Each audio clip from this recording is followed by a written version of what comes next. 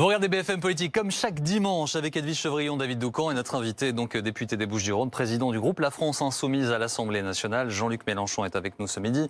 Jean-Luc Mélenchon, Philippe Gaudin vient de terminer son journal avec les images de la manifestation qui a eu lieu hier à Paris. Alors il y a eu des cortèges un peu partout en France. Cette fois, c'était à l'appel du nouveau parti anticapitaliste. 142 interpellations à Paris, 164 sur l'ensemble du territoire et surtout un déploiement de forces de l'ordre très impressionnant. À l'arrivée, pas de dégâts, quasiment pas. Quel regard vous portez sur cette journée ? Vous venez de donner des chiffres qui montrent comment se fait-il qu'il y ait tant de monde à embastiller à Paris et si peu dans le reste de la France.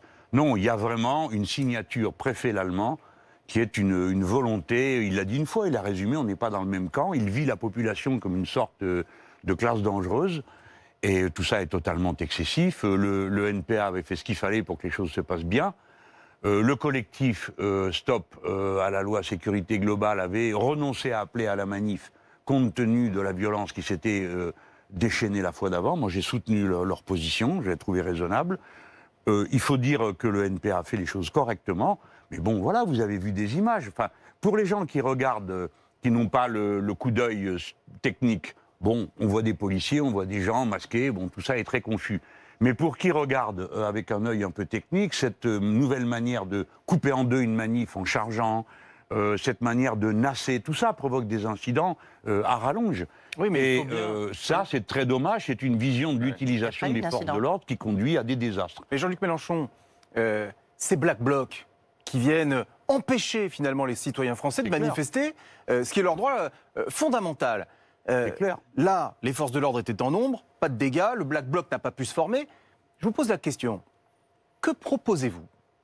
Que proposez-vous pour que nous ne soyons plus embêtés par ces Black Blocs et que nous puissions à nouveau manifester librement? Ouais, je sais faire la part des choses. Les Black Blocs, j'ai toujours dit ce que j'en pensais et j'ai toujours dit que je considérais que les violences dans les manifestations ne tournaient qu'à notre désavantage. Tout le temps, systématiquement. Pour moi, la bonne manif, c'est celle où on peut aller avec le landau. Parce que c'est la manif familiale, c'est la manif populaire qui permet la force. Le vrai problème, c'est la façon avec laquelle on utilise les forces de l'ordre, dites de l'ordre, que moi je considère qui sont des facteurs de désordre. Les Black Blocs, leur comportement, pardon, mais je commencerai à en parler avec vous sérieusement quand quelqu'un nous fournira une étude sérieuse et une explication sur les raisons pour lesquelles jamais aucun d'entre eux n'est interpellé et il n'y a jamais aucune possibilité, alors que ça dure depuis plus de 15 ans, d'interrompre ce phénomène. Moi, je ne suis pas policier, je ne sais pas comment on fait. Mais vous êtes je sais comment il ne faut pas faire, parce que je vois que ça ne marche pas. Mais vous êtes législateur. Le garde des Sceaux a dit qu'il travaillait à un texte anti-Black Bloc. Mais vous avez peut-être des propositions. Écoutez, tout ça est risible. Où y a-t-il dans la loi l'autorisation de casser des vitrines? Où c'est écrit? Où il y aurait un manque? Où dans la loi est-il écrit il est interdit de frapper avec une barre de fer quelqu'un? Tout ça existe dans la loi. Pourquoi la loi n'est pas appliquée? C'est ça le vrai sujet. Et comme ça crée un événement, alors on dit on va faire une loi et puis ça, on va faire encore du scrogneux. C'est comme la soi-disant loi prétendument laïque sur le séparatisme. C'est-à-dire que ce sont des lois qui ont pour effet principal de créer le phénomène qu'elles combattent. Voilà. Donc, non, le vrai problème aujourd'hui, et je vous prie de ne pas contourner cette difficulté, monsieur Duncan, parce que nous avons un problème du camp. Nous avons un problème. Oh. Monsieur Doucan, excusez-moi. vous allez y arriver. Désolé. Ça fait des années. Non, mais je suis désolé, c'est pas ce que je voulais faire. Nous avons un problème. L'idée d'avoir une police républicaine qui soit une police de gardiens de la paix, ça nous concerne tous. Une société dans laquelle la population déteste sa police, la police se méfie de la population, il faut arrêter ça. Il faut entrer dans une logique de désescalade. Et l'un des éléments, c'est changer de technique.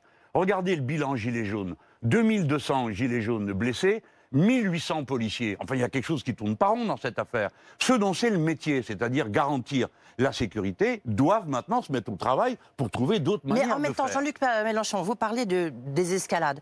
Il y a des fatigués, épuisés, en colère. Il y a des policiers qui ont manifesté, notamment au Trocadéro. Et vous avez tweeté, et maintenant, après Nantes et Caen, les policiers factieux au Trocadéro, le pouvoir ne domine plus la police. Voilà le bilan Castaner-Darmanin. J'ai envie de dire, est-ce que vous ne trompez pas de cible quand même? Je crois que peut-être que vous ne, pardon de vous le dire, vous ne vous rendez pas compte de ce que ça signifie. Imaginez-vous que des militaires en armes et avec leurs équipements aillent sur les Champs-Élysées. Vous direz, oh là là, oh, Il faut faire autrement, mais pas comme ça. Ben là, c'est pareil. Des policiers font des manifestations non déclarées, ils viennent avec leur matériel officiel, ils interceptent des... Enfin, tout ça est hors du sens commun. Et je dis factieux, pourquoi ? Parce que deux syndicats de police, oui, mais on sait ce que ça veut dire, deux syndicats de police, le syndicat Alliance et le syndicat Synergie Officiers, passent leur temps à jeter de l'huile sur le feu, à montrer du doigt des journalistes ou des responsables politiques. Ce n'est pas acceptable dans une démocratie. C'est comme ça. Ceux à qui ça ne plaît pas, on peut imaginer qu'il y a des policiers à qui ça ne plaît pas, ben, ils changent de métier. Parce que dans le métier de policier, il y a le respect strict de la loi, le respect dû à la population, à son propre uniforme, aux couleurs que l'on porte, et on ne se comporte pas comme ça. Ce n'est pas acceptable. Et nous, les citoyens, nous sommes sans recours. Si nous avons à nous plaindre, auprès de qui nous plaindrons-nous ? L'IGPN, tout le monde sait que c'est un organisme bidon qu'il faut dissoudre et qu'il faut reconstituer sous une autre forme. C'est-à-dire avec d'autres personnes que des policiers. Des policiers jugeant des policiers, c'est absurde. Donc on a besoin d'un recours qui tranquillise le citoyen et rassure le policier, en sachant que ça sera un recours objectif. Voilà pourquoi, moi, mon idée de la police, c'est une police de gardien de la paix. Le niveau doit monter, on doit faire de la formation, beaucoup. On doit renoncer aux techniques qui provoquent de la violence. Vous y êtes jamais, je comprends ça, c'est pas votre boulot. Mais moi non plus, j'y vais très peu parce que j'ai peur. Mais allez vous faire nasser une fois place de la République et vous allez voir la tête que vous faites le coup d'après. Quand toute la place est fermée, personne ne peut sortir et on sait qu'on va se faire gazer. Non, c'est pas les bonnes méthodes. Oui, mais il faut qu'il y ait la désescalade et la refonte républicaine de la police. Vous m'entendez ? La refonte républicaine.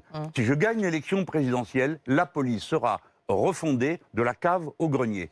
Non seulement, je ne parle pas du policier de base, je parle aussi de la hiérarchie. Et puis le malheur policier sera examiné. 150 suicides depuis le début de l'année, il y a quand même un problème, non ? Manque de moyens. Si ça se passait à la SNCF ou comme ça s'est passé dans le téléphone, tout le monde a dit mais ça ne peut plus durer. Et là, on va s'habituer à ça. Mon collègue Alexis Corbière a déposé une proposition de commission d'enquête. Pourquoi ne la fait-on pas ? Pourquoi ne la fait-on pas ? Qu'est-ce qui se passe dans la police ? On ne doit pas régler ça par de la haine, de la violence, du mépris mutuel. C'est pas bon du tout. Il faut que tout ça redescende. Les policiers qui sont sur le front depuis les attentats, il y a eu les Gilets jaunes, vous en avez parlé, les manifestations contre la réforme des retraites, il y a la crise sanitaire, le plan Vigipirate. Enfin, ils sont sous l'eau, en fait. Ils sont sous l'eau complètement. Mais donc, il faut les utiliser autrement. Tout le monde comprendra dans ce pays que ça ne peut pas durer, qu'on leur doit des millions d'heures supplémentaires que personne ne leur paye, qu'ensuite on les envoie. Et puis si jamais ça tourne mal, c'est le lampiste qui paye. C'est pas le chef. C'est pas M. Castaner ou M. Darmanin qui démissionne quand il y a un événement inacceptable. Non, c'est le policier de base qui doit en répondre. Donc tout ça est anormal. Et la police, comme elle est là, on voit bien que les plus jeunes éléments, sous l'influence des plus radicalisés, s'exaspèrent. Du syndicat de policiers. Il y a un corps républicain de la police. C'est à lui maintenant aussi de faire un peu entendre sa voix pour dire du calme, parce que ça existe tout ça. Et je pense qu'on peut rétablir l'ordre dans la police si on y remet un peu de bon sens. Si vous avez entendu le ministre Pierre Jox s'exprimer hier sur France Culture, vous voyez que des personnalités éminentes vont dans ce sens pour proposer des mesures de désescalade. Je voudrais, Jean-Luc Mélenchon, que nous parlions de cette pandémie, évidemment. Alors c'est notre quotidien à tous depuis le mois de... Ah bah oui, on n'a jamais vécu ça. Février-mars, c'est inédit dans l'histoire de l'humanité. Ouais, c'est inédit complètement. Alors Jean Castex a dévoilé les nouvelles mesures qui entrent en vigueur cette semaine. Pour les fêtes de fin d'année, nous avons donc appris collectivement que pour sauver Noël, il fallait sacrifier le passage à la nouvelle année, le réveillon du 31. J'ajoute, on l'a appris ce matin, que l'Allemagne allait fermer ses écoles et ses commerces non essentiels à partir de mercredi et jusqu'au 10 janvier. Quelle est votre réaction à ces mesures annoncées ? Pas de 31, du coup, mais en un Allemagne 24 ou en limité. France ? En France. Oui, parce que l'Allemagne, je vous dis tout de suite, je ne connais pas. Je ne sais pas quelles sont les raisons de leur décision. Par contre, la France, je connais un peu, je crois. Je la voyage assez pour le savoir. Bon, Monsieur Castex, avec l'équipe de bureaucrates qui se sont couverts de gloire depuis un an, continue à aller de moments où il cède à un lobby, à un moment où il se protège des risques de la loi. Souvent, il me fait l'effet d'être un homme qui va là où souffle le vent. Je n'ai pas trouvé ça sérieux du tout. Alors, Noël, on peut, mais pas Nouvel An. Pourquoi? Qu'est-ce qui se passe entre les deux? Quelle est la différence de nature? On ne le sait pas. Je suis très la Plus fête du intéressé. festif le 31, plus alcoolisé, ce sont les Oui. justifications de l'exécutif. Oui, en bah, tout ça cas. dépend des endroits. Vous savez, Noël, c'est une fête familiale et on n'y boit pas que de l'orangina. Hein. Donc, aux manettes, vous auriez autorisé les rassemblements le 31 décembre? J'aurais d'abord commencé par essayer de comprendre pourquoi, qu'est-ce qui provoque le redémarrage de la contamination. Et puis, je me serais davantage soucié, je préfère le dire comme ça c'est fait, de savoir comment on traite le problème. Parce que tout le monde est suspendu au vaccin. Mais, mes chers amis, tout ça est une illusion. Le vaccin, ça arrive après la maladie. Donc, la première question qui nous est posée, c'est où en est-on des progrès du traitement de la maladie? Premier élément. Donc, les équipes qui font des recherches dans ce domaine doivent être aidées et stimulées. On avait l'équipe Pasteur à Lille. Bon, ben, il faut les aider et leur donner des sous, pas leur demander d'aller faire la quête pour trouver l'argent pour ça. Ensuite, dans les mesures de prévention, écoutez, je suis comme vous, j'essaye de me débrouiller au milieu d'une situation inédite. Hein, parce qu'aucun d'entre nous n'avait au départ ni les compétences scientifiques, ni quoi que ce soit sur le sujet. On n'a jamais vu ça, on est sans repères.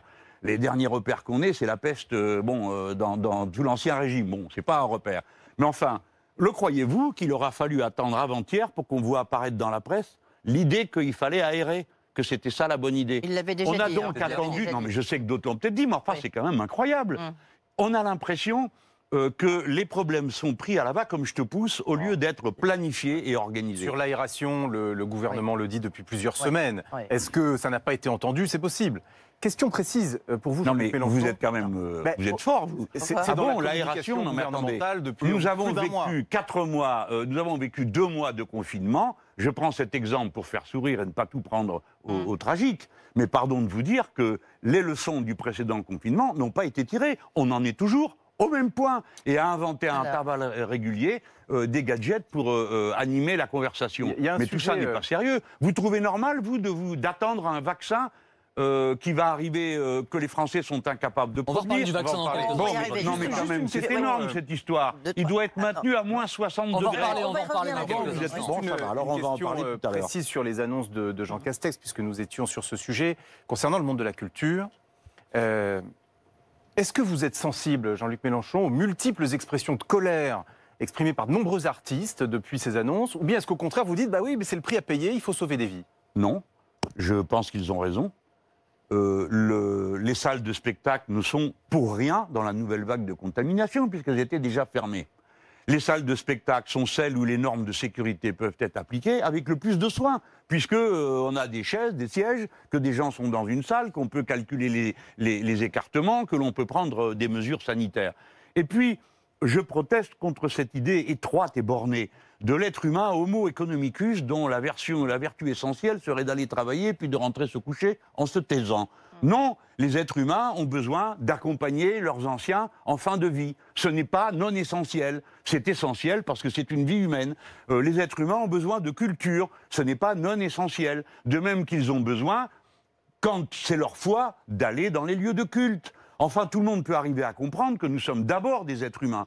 Et donc, dans les êtres humains, ce qui est essentiel doit être respecté. La culture, la foi, la famille, etc. On peut faire une petite liste comme ça. Et puis, surtout, adopter des méthodes qui ne soient pas la reproduction des vieilleries du Moyen-Âge, hein, se confiner, la léproserie, quoi. Non, le roulement, par exemple. On a assez dit que c'était une des techniques.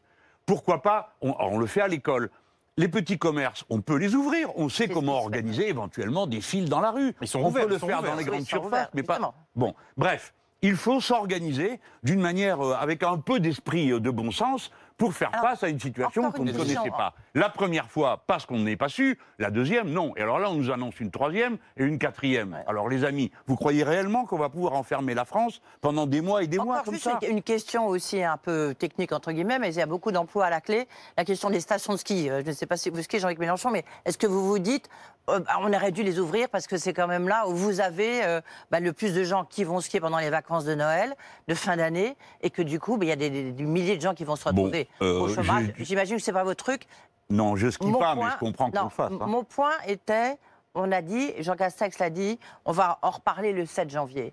Il y a eu le 10 décembre, il y a eu le 20 janvier, il y a le 7 janvier. On a l'impression qu'il y a des clauses de revoyure qui arrivent tout le temps, est-ce que cette politique de stop and go n'est pas aussi très anxiogène peut-être? Bien sûr qu'elle l'est, vous le savez comme moi. Ce qui est frappant, on ne peut pas leur en vouloir de ne pas savoir et de vouloir avoir des clauses de revoyure. Ça, c'est pas un principe qui est critiquable. On ne sait pas, mais quand même, on doit avoir un plan stable, avec des repères stables. À un moment donné, le président de la République a commencé à en proposer un ou deux. S'il y a 5000 cas, bon, on peut faire ceci et cela. Donc, essayons d'avoir comme ça des plans de marche, et en fonction de ces repères, on fait ceci, on fait cela, et on peut en discuter. Mais pas sans arrêt. Un coup oui, un coup non. À Noël, vous pouvez vous voir, mais pas à Nouvel An. Vous pouvez aller à la grande surface, mais pas au petit commerce. Vous pouvez être à 6, mais pas à 7. Enfin, tout ça, les gens se perdent et c'est très anxiogène. Et ça, je crois que vous mettez le doigt sur quelque chose d'important. Cette fois-ci, il y a un coup plus grand que la fois d'avant. Parce que la claustrophobie, la déprime, gagne et l'impact psychologique commence à se voir sur les populations et sur les individus parce que le monde dans lequel nous vivions était un monde d'incitation permanente à l'agitation et à la consommation. Et nous entrons dans une phase de repli qui a montré la vanité de toutes ces choses, leur manque de consistance, si bien que beaucoup de gens, ça peut paraître étrange, mais c'est la vérité, s'interrogent sur le sens de leur existence.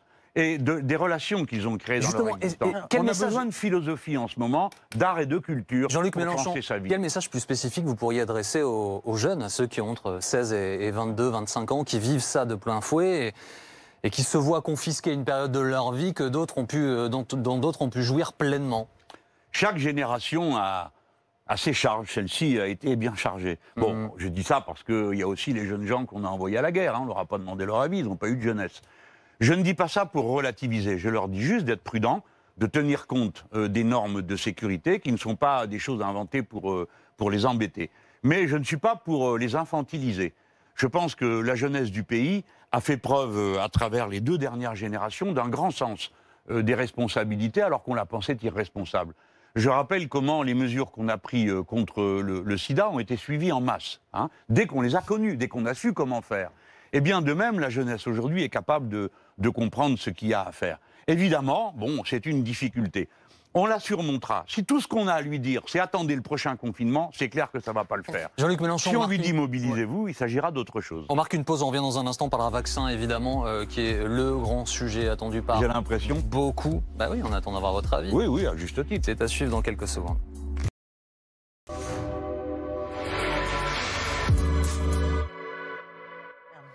La suite de BFM Politique avec Jean-Luc Mélenchon qui est notre invité ce midi. Jean-Luc Mélenchon, est-ce que la campagne de vaccination qui est attendue en France, on va dire début janvier, vous inquiète?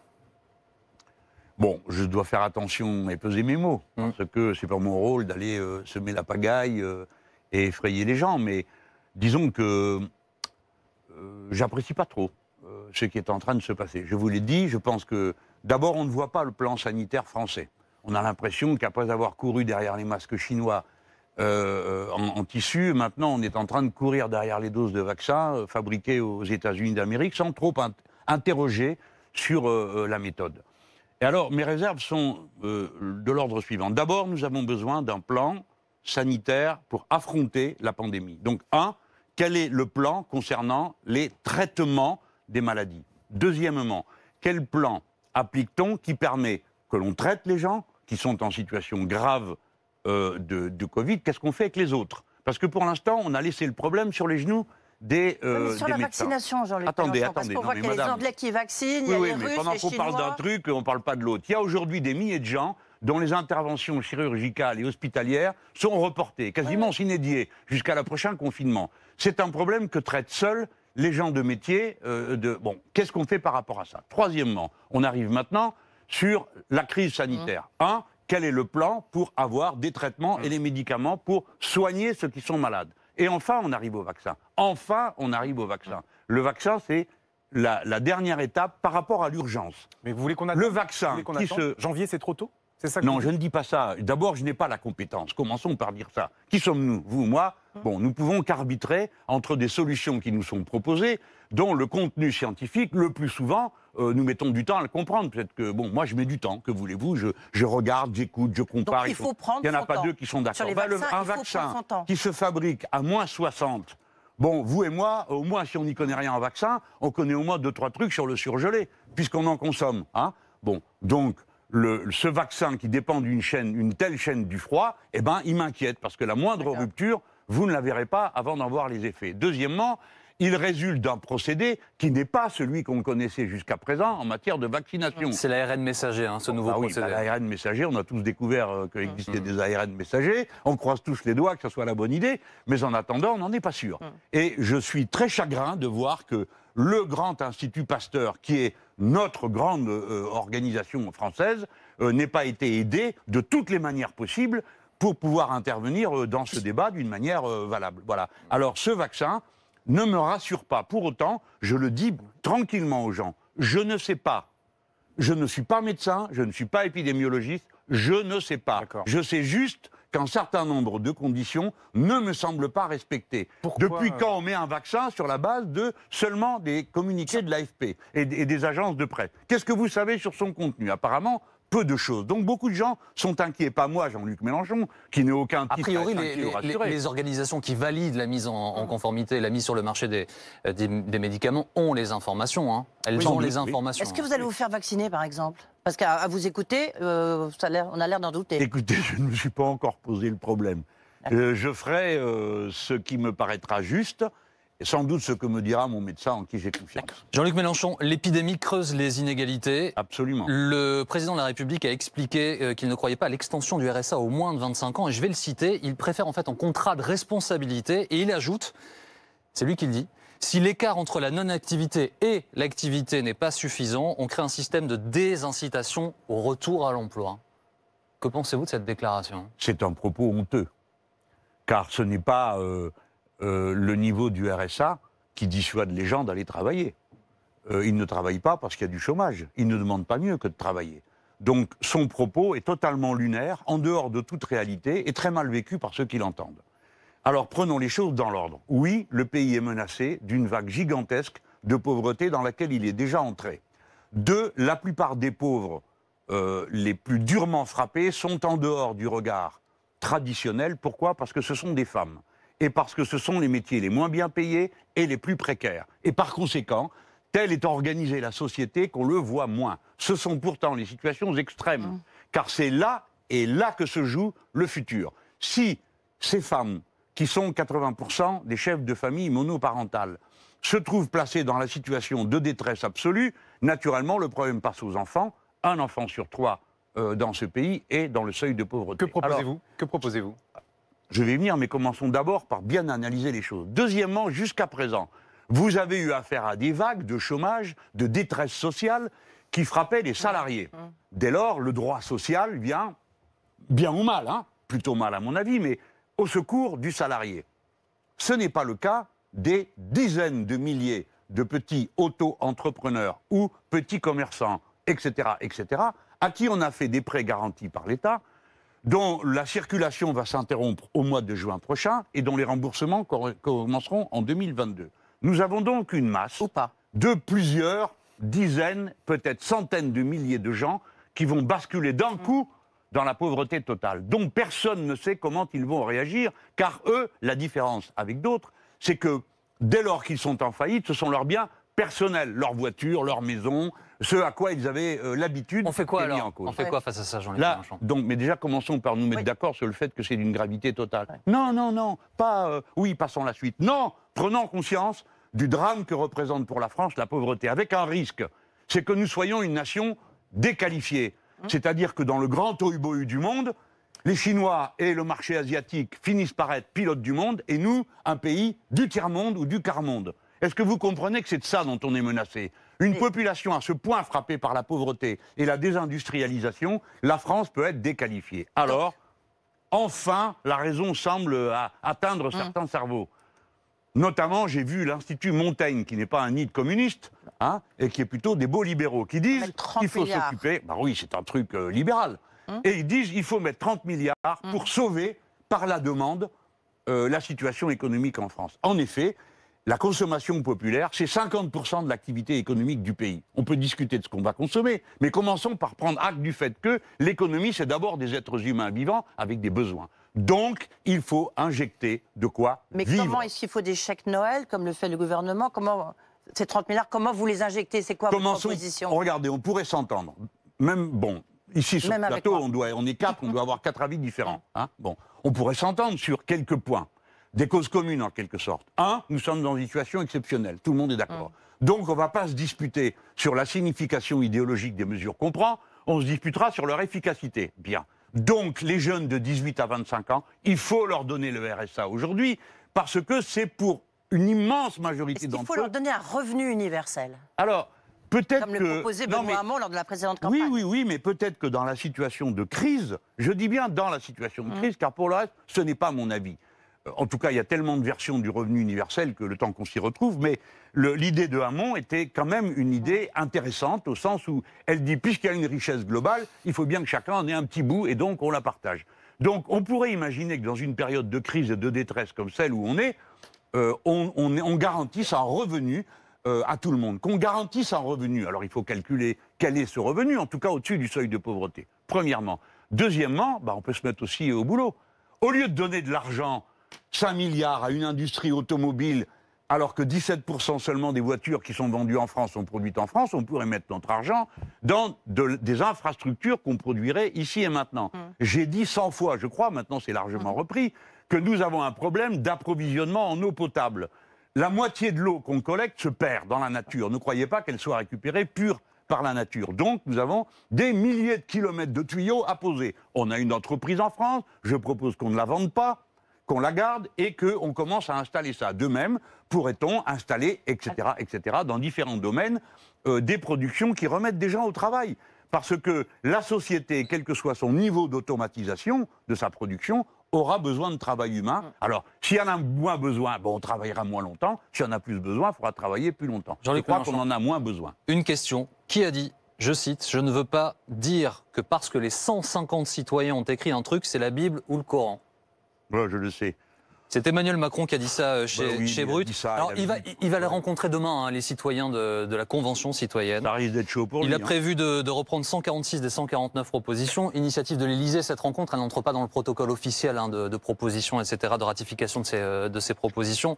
Au-delà de la phrase, que pensez-vous du dispositif et de son utilisation? La phrase, c'est devenu une spécialité de ce gouvernement, qui est une plateforme téléphonique, donc il crée des numéros verts chaque fois qu'il y a un problème, et le reste du temps, des comités. Il en crée un, il les tire au sort.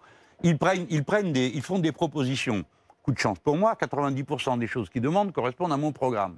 Pas au sien, donc, parce que si c'est dans le mien, c'est pas dans le sien. Ensuite, il y a des obstacles dans les 150 propositions qui tiennent à l'Europe. Le président de la République dit qu'il en reprend 146 sur 150. Eh bien, je vais vous dire, il ment. Ce n'est pas vrai. Et nous en ferons la démonstration dès qu'il nous montrera quelles sont les 146 propositions qu'il reprend, parce qu'il y en a toute une série dont il a déjà dit qu'il ne voulait pas. Je pense au glyphosate, je pense au moratoire sur le nucléaire, etc., etc., etc. Donc, je propose qu'on arrête de jouer avec les nerfs des gens. S'il y a un programme qui est proposé, eh ben d'abord qu'on nous fasse confiance à nous, parlementaires, qu'on amène ça devant les assemblées et qu'on l'amène devant le grand public. Le changement climatique est commencé. Il est Il y a une loi qui va arriver. irréversible. Donc on doit faire face maintenant. Il faut arrêter les petits jeux de com' où chacun va se mettre un joli chapeau vert sur la tête pour faire plus écolo que le voisin. Vous n'avez jamais été emballé par l'idée de la Convention citoyenne, au fond, qui à vos ben- yeux est un peu un gadget. Alors, je dirais pas ça. Pour être honnête, je dirais pas ça. Pourquoi? Parce que nous-mêmes, nous avons proposé à plusieurs reprises qu'on utilise le système du tirage au sort pour avoir un échantillon de l'opinion des Français. Honnêtement, au moment où on le proposait, on ne savait pas ce que ça donnerait. On n'avait que des chiffres. Maintenant, il y a du vrai dans cette méthode. Mais je reproche à ce gouvernement de botter en touche continuellement. Dès qu'il y a un problème, il crée une commission Théodule.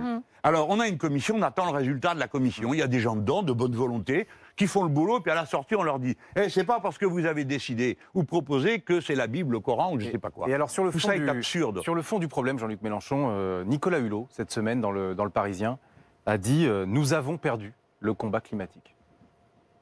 C'est fini. Vous êtes d'accord? Oui. Je pense que c'est perdu. C'est-à-dire que le changement climatique aura lieu et que ce n'est pas au changement climatique. Bien sûr, il faut faire tout ce qu'on peut pour limiter les facteurs de bouleversement du climat. Mais d'ores et déjà, nous sommes dans la situation irréversible. Donc la première des tâches, c'est d'en prendre acte. La deuxième est de se demander quelles vont être les urgences et quel type de phénomène nous allons affronter.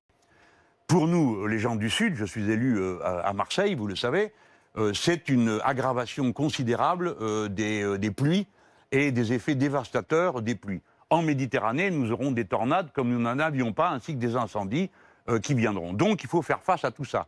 Première des choses, j'annonce à la jeune génération que pour faire ça, il faudra qu'on s'y mette tous. Comme les générations précédentes devaient affronter la manie de nos voisins allemands de nous envahir, eh bien maintenant il va falloir qu'on affronte autre chose, qui est que le climat déréglant tout et les catastrophes climatiques ayant lieu, il va falloir s'y mettre tous pour réparer, nettoyer, préparer, etc. etc. C'est la raison pour laquelle je veux rétablir la conscription. Non pas une conscription militaire, que ferait-on de 500 000 jeunes tous les ans, hein. J'en enlève 200 000, soit parce qu'ils sont soutien de famille, soit parce qu'ils ont un problème de santé. Il y a 500 000 jeunes qui peuvent être conscrits chaque année pour faire notamment ce travail-là, c'est-à-dire toutes les tâches d'accompagnement du changement climatique. J'adjure qu'on le comprenne. Si le changement climatique est commencé, et c'est mon avis, alors il faut se mobiliser pour faire face aux conséquences du changement climatique. Vous savez comme moi, je termine là-dessus, l'accord de Paris, on a tous été très contents, il ne fallait pas critiquer. Je n'ai pas critiqué. Mais l'accord, c'était qu'il fallait qu'on n'augmente pas plus d'1,5 degré. Le contenu de l'accord, c'était déjà 2 degrés. Et les engagements des pays, c'est 3,5 degrés. Et ils ne les tiennent pas, notamment en France, puisque chaque année, on vote un budget sans savoir quel est son impact climatique. Et les investissements qui devaient être faits n'ont pas été faits. Donc, voilà mon idée. 1, hiérarchiser tout ce qu'il est nécessaire de faire face au changement climatique et s'y mettre. Et donc financer, planifier, organiser, parce qu'on ne peut pas faire ça en 24 heures. Plus on perd de temps, en ce moment on perd du temps, parce qu'on ne fait pas face à la situation, plus ça nous coûtera cher à la sortie, en vies humaines et en destruction. Et Jean-Luc Mélenchon, sans forcément refaire toute la politique énergétique française, parce qu'il faut qu'on parle de politique, bien sûr, mais le président, donc, qui s'est rendu au Creusot, dans une usine de Framatome, a dit « le nucléaire est l'avenir écologique et climatique ». De la France. Est-ce que vous êtes d'accord avec lui? Parce que c'est l'énergie, le plus bas carbone. Oui, c'est ce qu'il dit. Mais écoutez, j'ai fait partie de cette gauche traditionnelle où on pensait qu'en effet, le béton et l'électricité, il n'y avait rien au-dessus. Et notamment le nucléaire. Le nucléaire a été un exploit technique et scientifique magnifique. Et on ne doit pas jeter la pierre à ceux qui ont pensé qu'on allait se tirer d'affaire de cette façon. Ça reste une Mais énergie. nous n'en sommes plus là. Nous avons appris depuis que certes le nucléaire a un certain nombre d'avantages, mais il a quelques inconvénients qui ne sont pas négligeables. Premièrement, on ne sait pas quoi faire des résidus qui dureront là pour des millénaires. Deuxièmement, au moindre accident, la catastrophe est totale. Mais je vous demande de vous rappeler qu'on est un petit pays, on est juste 67 millions d'habitants sur un tout petit espace. Une seule centrale, et on peut dire qu'on va au tapis. Par conséquent, il faut changer, il faut passer à d'autres énergies, il faut passer à 100% renouvelables. Ça, c'est de l'argent à injecter, c'est des gens à mettre au travail, des machines à changer. Alors, oui. l'argent, justement, Jean-Luc Mélenchon. Vous savez combien ça coûte de remettre en état les centrales? 150 milliards. Vous ne croyez pas qu'il serait mieux utilisé à fabriquer autre chose? Parlons justement d'argent. C'est un sujet qu'on a déjà souvent abordé, celui de la dette. Celui de la dette. Vous avez dit, une partie de cette dette pourrait être effacée, annulée. Si vous étiez aujourd'hui au pouvoir et que vous disiez la même chose, les taux d'intérêt de la France s'envoleraient, nous nous retrouverions à payer une fortune en taux d'intérêt, nous ne pourrions même plus emprunter dans les jours. Il y aurait également une pluie de criquets et un hiver nucléaire. Et les premiers-nés, pour rester en référence à l'Ancien Testament. Mais Jean-Luc Mélenchon, est-ce que vous entendez cette critique-là qui consiste à dire ça n'existe pas d'effacer la dette? Voilà. Elle vient de gens qui ne connaissent pas les circuits bancaires et financiers. Alors, je peux vous citer 12 économistes qui ont dit ça dans les derniers jours. Bon. Oui, bien sûr, il y en a plusieurs qui ont dit la même chose que moi. Et il y a le gouvernement italien, qui est un ramassis d'anarchistes et de gauchistes échevelés, qui demande eux aussi l'annulation de la dette. Alors, parlons sérieusement. Quand vous annulez une dette, vous pouvez dire la victime, on va mettre entre guillemets, c'est celui à qui vous devez des sous. On est d'accord? On est bien d'accord. Lorsque vous parlez d'une dette qui est dans les coffres de la Banque Centrale Européenne, l'actif de la Banque Centrale Européenne, et que vous l'annulez, vous ne nuisez à personne. Il n'y a pas une personne qui dit « Ah mais monsieur Mélenchon, vous m'avez pris mon titre de dette, j'ai plus de sous ». Non, c'est l'argent qui est dans la caisse de la Banque Centrale Européenne. La Banque Centrale Européenne possède, à l'heure à laquelle on parle, 18% de la dette française. C'est elle qui a les titres de dette. La Banque Centrale Européenne peut donc les mettre au frigo et considérer qu'elles n'existent plus. C'est ce que demandent les Italiens. C'est ce que je demande, moi, en quelque sorte, comme hors d'œuvre. C'est-à-dire, on commence par geler la dette Covid. Comment procède 100 la Banque milliards. centrale? Ben oui, mais il faut faire de la technique. Il ne faut pas lancer des grands sujets si on ne veut pas faire de technique. Oui, mais Comment procède la Banque centrale européenne? Elle vient de décider, cette semaine passée, de remettre 500 milliards de rachat de titres de dette des banques privées. Donc, depuis la Banque centrale européenne, vous rachetez les dettes d'État qui sont dans les banques privées et vous les mettez au congélateur, on va dire ça, pour faire sourire. Voilà. Voilà comment on procède. Maintenant, supposons qu'on n'applique pas ma solution. Je le répète, personne n'est spolié ni volé. Qui va payer? Est-ce que vous annoncez à la jeune génération et à ce pays que vous allez mettre 20 ans pour payer la dette du Covid, plus 100 ans pour payer... Sous Bien cette sûr que c'est absurde. la jeune génération qui va payer. On est donc... Un jour ou Mais non, l'autre. elle ne paiera rien. J'espère qu'elle aura plus de courage que ses parents et qu'elle saura mettre un terme à cette comédie. La dette n'est pas payable. Vous n'avez que plusieurs manières de vous en sortir. Soit faire comme je dis, soit faire de l'hyperinflation, soit faire la guerre, soit rembourser. y aura sans Rembourser, doute pas ça. plus personne Il y ne aura mange, sans ne doute un dort, peu ni ne fait d'inflation. quoi que Il y ce aura soit. un peu sans tout. doute. Alors il vaut La mieux mes croissance. solutions pacifiques et tranquilles que les violences qu'on vous promet. Personne ne pourra rembourser cette dette. Je vous le redis. Donc la Banque centrale européenne est en état de la neutraliser. Vaste Le débat. gouvernement italien le demande. Je le demande. Plusieurs Mélenchon. hommes et économistes et femmes responsables disent la même chose. Arrêtez de croire qu'il n'y a qu'une solution dans la vie. C'est pas parce que il y en vous a êtes plusieurs. libéraux On apprend- qu'il n'y a qu'une religion. On apprend à l'instant par Ursula von der Leyen que les négociations vont se poursuivre avec la Grande-Bretagne sur la question du Brexit. Elle vient de le dire à l'instant. Il y a beaucoup d'implications très concrètes pour les C'est Français, clair. notamment pour les pêcheurs. C'est clair. Quel est votre point de vue sur cette situation de blocage au moment où on se parle, hein? Ah ben, on est en train de redécouvrir que les nations ont un sens. Bon, les Anglais ont décidé de s'en aller de l'Europe, et bon, ils jouent le bras de fer avec l'Europe. Donc nous, nous sommes membres de l'Union européenne. Donc il faut que nous jouions la partie qui nous concerne. Et pour moi, elle se résume à une chose, il ne peut pas être question que les Anglais décident, déjà qu'ils n'appliquaient pas beaucoup de règlements sociaux, ils quittent l'Union européenne, mais ils conserveraient le droit d'être en quelque sorte le hub du Commonwealth et de tous les pays avec Donc vous lesquels ils ont soutenez des la accords position pour de l'Union déverser européenne. ça. D'accord. Ben, c'est une position qui est une position qui De porte un nom, ça s'appelle le protectionnisme. Mmh. Alors ils ne le disent pas, mais ils le font dans ce domaine-là. Et j'aime mieux vous dire qu'il y a intérêt à faire quelque chose, parce qu'à l'heure à laquelle nous parlons, pendant que nous discutons des questions passionnantes qui nous animent, eh bien, les Chinois ont conclu un accord de libre-échange avec 17 nations d'Asie. Ça L'Asie du représente Sud-Est. 30% du PIB mondial, c'est-à-dire plus que l'Europe. Alors, pendant que nous, on fait ça, c'est-à-dire rien ou des bêtises, eux sont en train de faire un marché unique dans lequel ils vont se payer en monnaie nationale. Vous n'avez pas fini d'acheter du yuan et autres pour payer Allez, tout ça. alors, Parce que la Chine restera le premier producteur du monde, elle l'est maintenant Jean-Luc définitivement. Ça aussi, c'est un truc à mettre dans la catégorie définitive. Crise climatique définitive et irréversible, crise de l'Empire américain irréversible. Jean-Luc Mélenchon, on a consacré un maximum de temps au sujet de fond, on a eu raison, j'en suis sûr. Un peu de Merci. politique, un peu de politique intérieure. Cette semaine, on a été un peu surpris, vous vous en êtes pris à Anne Hidalgo. Elle a eu le malheur de faire la une de l'Obs, bon, et vous avez dit, ben voilà, elle est dans une ambiguïté avec l'autoritarisme de Macron. Vous avez été assez rude à son égard, pourquoi? Bah, vous ne suivez pas tout, je vois, c'est normal, bah vous avez si. beaucoup à faire. Mais je réagis chaque fois que quelqu'un me traite d'islamo-gauchiste. Alors, non, pop, on commence par le commencement. Allez-y, C'est elle qui a commencé, sans raison, sans qu'on sache pourquoi, à s'en prendre au vert et à moi, sur cette thèse fumeuse avec ce mot qui a été emprunté à l'extrême droite, parce que ce n'est pas un mot du vocabulaire, de la politique traditionnelle. C'est Manuel Valls Alors, qui l'avait oui, porté c'est- à une époque. Oui, même bête, même poil. Comme disent les Guadeloupéens. À la fin, ils ont tous le même poil. C'est-à-dire qu'ils prennent le risque de créer une division dans l'opinion de la France et de fabriquer, si vous voulez, un nouveau camp. Alors, il y a ceux qui seraient suspects d'être des islamo-gauchistes et puis tous les autres, les gens bien, qui peuvent s'entendre entre eux. Alors, on sait très bien le but de tout ça. Ces gens sont persuadés que M. Macron va gagner la présidentielle et ils préparent les conditions de la convergence. Point final. Si Madame Hidalgo annonce dans une conférence de presse qu'elle soutient contre toute la gauche traditionnelle la loi sécurité globale et notamment l'article 24 sur le droit ou non de filmer les policiers, il faut quand même qu'elle s'attende à ce qu'il y ait une réplique. Je vous rappelle que nous sommes concurrents. Je ne suis pas un social-démocrate. D'accord? Je suis partisan d'une En effet. révolution citoyenne. Ce n'est pas la même chose. Bon, Ce cavalier seul, Jean-Luc Mélenchon, est-ce qu'il est la garantie de la défaite? attendez.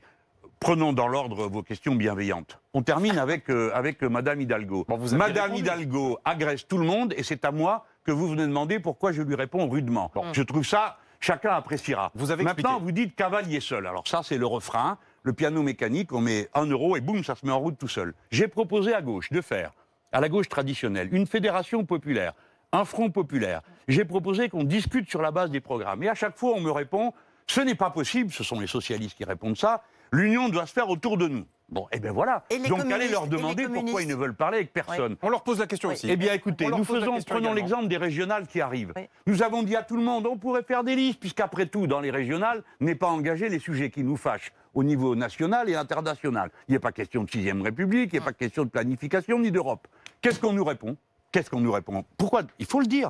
Les Verts répondent, on ne veut rien savoir, nous aurons toutes les têtes de liste et c'est nous qui faisons les listes. Quant aux socialistes, ils répondent, vous êtes des islamo-gauchistes, on ne vous parle pas. Et ainsi de suite. Il reste donc les communistes et nous pour arriver à nous entendre. Alors, les communistes s'entendent avec un peu tout le monde, et nous qui nous entendons bien avec les communistes.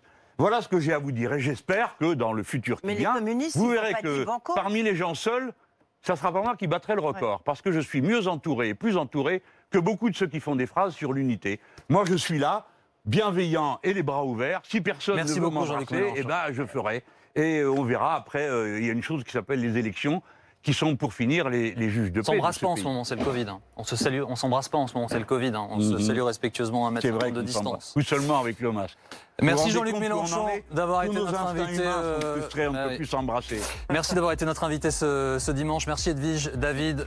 Dans un instant, Philippe Gaudin, Dominique Rizet. Affaire suivante, je vous retrouve tout à l'heure à 18h. Bonne journée.